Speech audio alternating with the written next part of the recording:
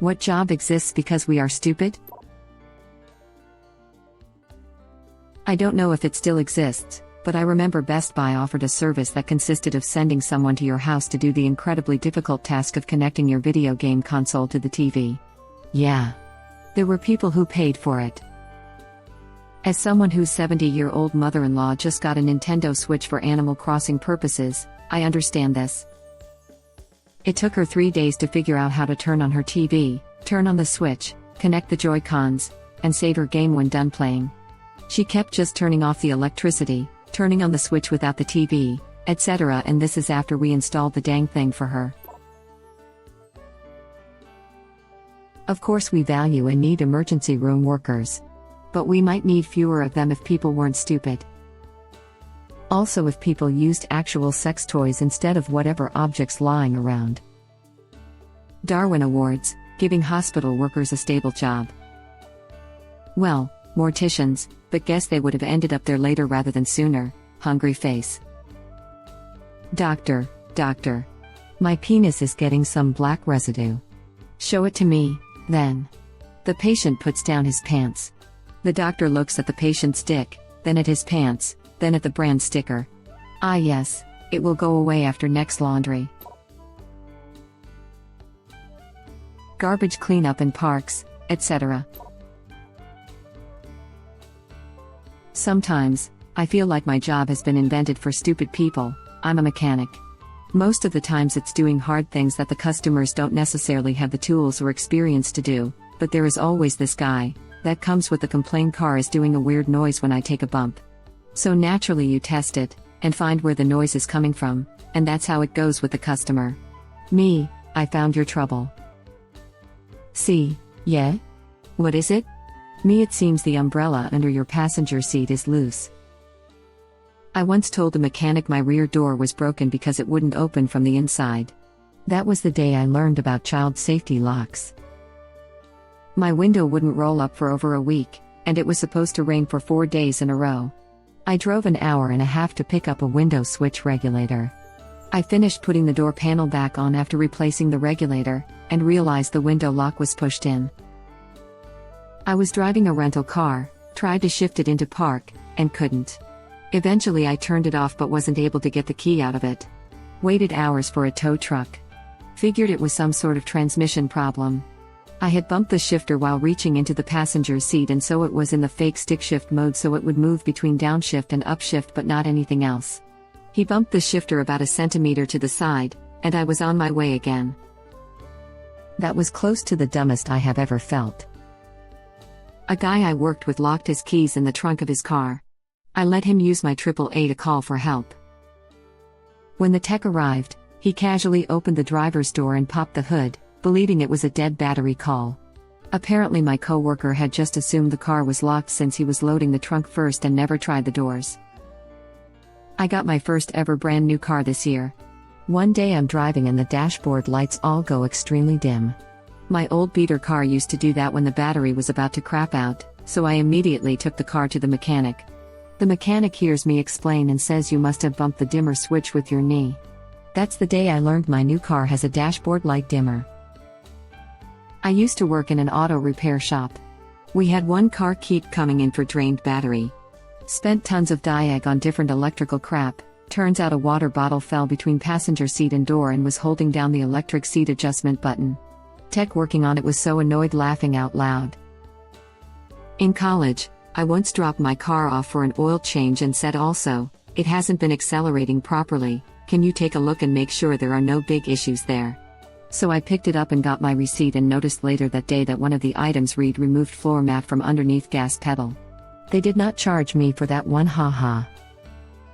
Honestly, you were lucky nothing bad happened with this. Floor mat blocking gas or brake pedal can be deadly.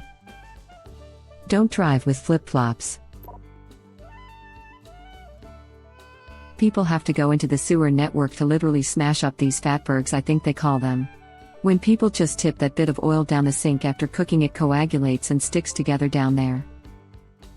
And if not handled can block that whole section of sewerage network. I've seen it on a documentary and this thing is hideous. So you're underground, literally up to your waist in crap, smashing lumps of fat and God knows what. Splashback is the phrase that keeps appearing between my ears. I don't know how much they get paid, but I can guarantee it's not enough. Edit found a clip for anyone interested. Laughing out loud, smiley face, PS, thank you for the awards and upvotes Reddit, green heart. YouTube link. I'm definitely not watching that. I'm a septic technician. For those that don't know, a septic is a large tank that treats waste. It's a sewer for people in rural areas. You are correct, they are called fatbergs, and they are a pain to deal with almost as much as the people that say they don't put fats, oil or condoms, tampons, pads, Q-tips, baby wipes. I've met a few blokes that made their daughters and sons fish out tampons and condoms before, and magically it never happens. I really wish people would use their head for 5 minutes before doing something. It's fine for a septic if only Nana and grandfather in their 80s live alone to pour fats and oils down the sink, but in a city or 100,000 everyone's pouring a bit down the sink and clogging up everything. Maybe my head is lacking the computing power here, but where are you actually supposed to dispose of oil? I was taught to just pour it out with a bit of detergent along with it, but you make it sound like there is some special oil dumpster that I don't know about. Not sure. I was taught to get an empty beer can or bottle on a funnel and fill it and put cling wrap over it, that put it in the bin. Writers of warning labels. Do not consume rat poison. I've been wondering who was the brainiac that used a curling iron in a way that would require the iron maker to have a warning tag, for external use only. Do not take medication if you are allergic to medication. There are billions of dollars spent every year on homeopathy, or as I like to call it, really high-priced water. Edit, a letter. I laugh at people who think the snake oil salesmen and their gullible customers are things of the past. In fact, it's even worse now. These days nobody chases after the person who sold them a magic potion demanding a refund, because everyone who buys that kind of stuff announces it to their entire social network, many of whom will applaud and or copy the decision, and it's embarrassing to admit you make a mistake. Laughs in Gwyneth Paltrow. I'm torn. I like her in movies, TV, and such, yet outside of that I find her completely obnoxious and stupid. WTF is Goop anyway? Sounds like it should be in a plastic container next to Play-Doh and that Weird Al in the toy section at Walmart. Why are so many people saying teacher, not knowing stuff yet isn't being stupid? Teachers don't exist because we are stupid. Teachers exist because we are intelligent enough to learn. There would be no yet without teachers and other educators. My husband is a desktop support tech, and while his job wouldn't go away entirely, it would probably only be part-time if not for stupid people. People accidentally kick out a cord or turn something off. They move something to the wrong folder. They can't figure out how to set up their voicemail, in spite of the detailed instructions on the website. They fail to keep up with inventory, which is really very simple when you think about it. If you give Johnny Smith computer number 200,156, you send the tech an email saying, "Hi. I just gave Johnny Smith computer number 200,156. Johnny is in room 412. My husband spends weeks tracking down missing equipment that turns out not to be missing at all. Oh well. It's a living. But what truly baffles me is how many people need my husband for office moves. It's tragically simple. Unplug all the things.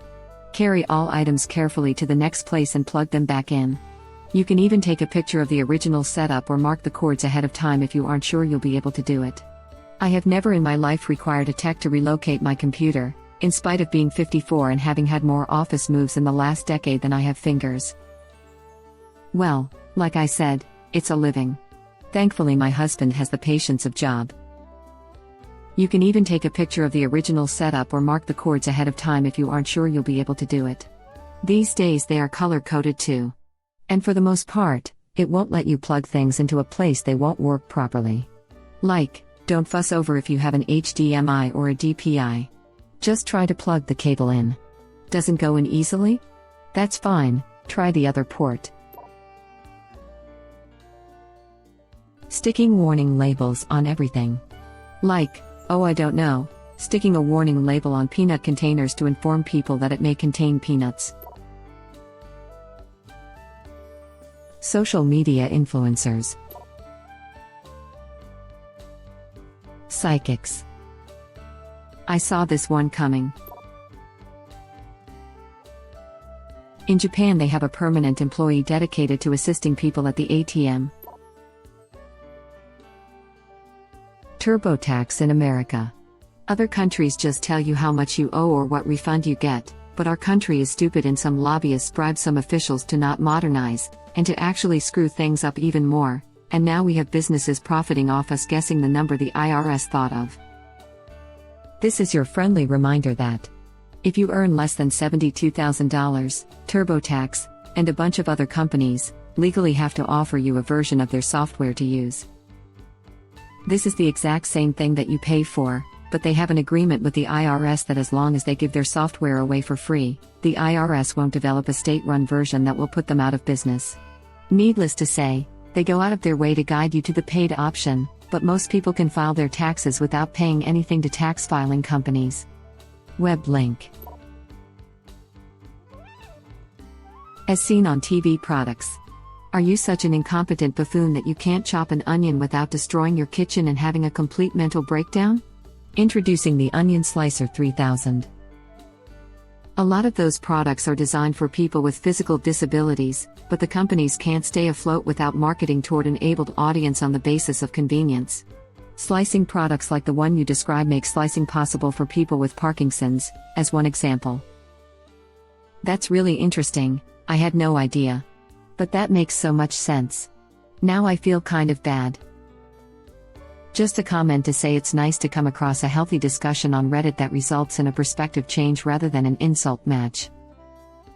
It's not something that comes up normally, and you didn't know. No harm done. To be fair, my grandmother and aunt both loved cooking, but had arthritis, so they did have the onion slicing doohickey, and it helped them tremendously. Edit, move to past tense as they're both dead. I'll take Reddit mod for $1,000 Alex. I used to work in fraud prevention for a bank. Basically, if customers gave their card details to scammers or got scammed, we would help them try to recover the money. We also dealt with a lot of genuine customers whose payments were stopped for checks by the system. I wouldn't say the job wouldn't exist per se, but in a world where no one was careless with their bank details, the banks would require far fewer fraud team staff. I'm glad you say used to, as that's an extremely poor example, unless you mean because the banks are stupid. Scammers are smart, they can hack and mimic the emails of genuine businesses, intercept invoices, they can mimic the legitimate phone number of the bank. Banks absolutely tail behind scammers and continue to fail to make ways of contacting customers that a fraudster can't mimic. I had the pleasure of working with some truly knowledgeable and sympathetic members of our fraud team. I also had the displeasure of absolutely tearing some of the newer ones an even newer butthole when they disrespected our customers. Banks push customers into online banking that many didn't ask for or understand the nuances of. They certainly didn't put those customers on sufficient training courses to upskill them or keep them apprised of the latest ways fraudsters could get at them, beyond an occasional message that was borderline spam. They are just told how easy it is to set up, check your balance, then sent on their merry way. I'm sorry to blow your answer out of proportion or pick on you specifically, but I genuinely will tear into anybody who thinks that customers should be experts on systems that they didn't design, likely didn't ask for, and certainly spend as little time as possible using, especially from anybody who is literally paid to spend all day dealing with the vulnerabilities of that system. The ability for customers to lose their life savings in a single phone call is 100%, the failing of banks blindly pursing automation, when the technology and security just wasn't up to scratch. Banks are stepping up to recognize that now. Influencer. In my job I have to work with influencers and I hate every one of them. Send me free stuff and I'll tell my 3 followers about you. I've not talked to a single one who was remotely pleasant or reasonable. I hate them. 100%, this gets on my nerves. My sister owns her own cafe, all the time gets messages asking for free food or drinks for a shout out. Her business got smashed during COVID lockdown here in Australia. These female parts think it's okay to bleed a business more because they want free crap. Conversion camps sadly still exist. Geek Squad. Had to turn in my TV to the Geek Squad department at Best Buy. It was still under warranty, and the screen stopped working. They lost my TV, claimed I had already picked it up, then watched about 2 days worth of security footage with a manager who claimed I picked it up only to find that it wasn't me who picked it up. Shocker. Thankfully they at least let me grab a new TV for the same price and toss a free 3-year warranty on it, plus a couple extras, 3 movies and Google speaker thing. Thank you for watching. Please subscribe to be the first to know about Red Rabbit Reader's new videos. If you like our videos, please like them on YouTube and share them with your friends. We welcome your comments below. Press to start another of our videos.